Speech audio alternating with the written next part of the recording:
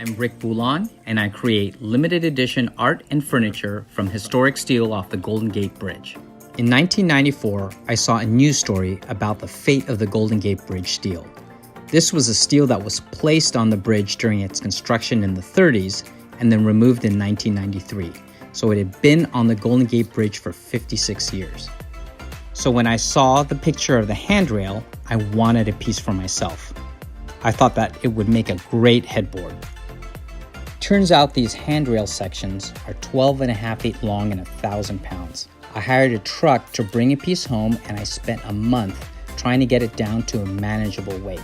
Finally got it down to a 115-pound headboard and put it on our bed.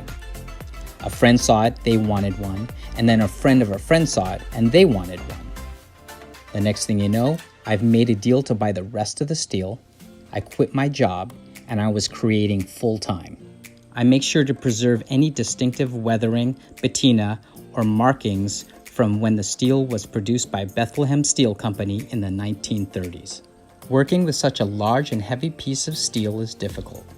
Trying to cut it down to a manageable size can involve some blood, sweat, and burns.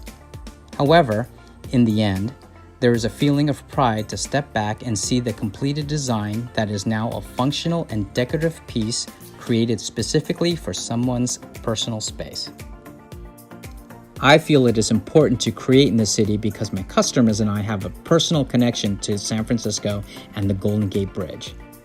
My customers have been proposed to on the bridge, have gotten married on or under the bridge, have relatives that worked on the bridge, or have memories of spending time in the city with family members that are no longer with them.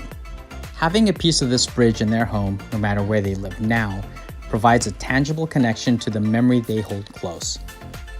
I feel honored that I'm able to contribute to this. I am always asked what will become of the company once the supply of handrail is gone, and to this I like to say, I guess I'll just have to cross that bridge when I come to it.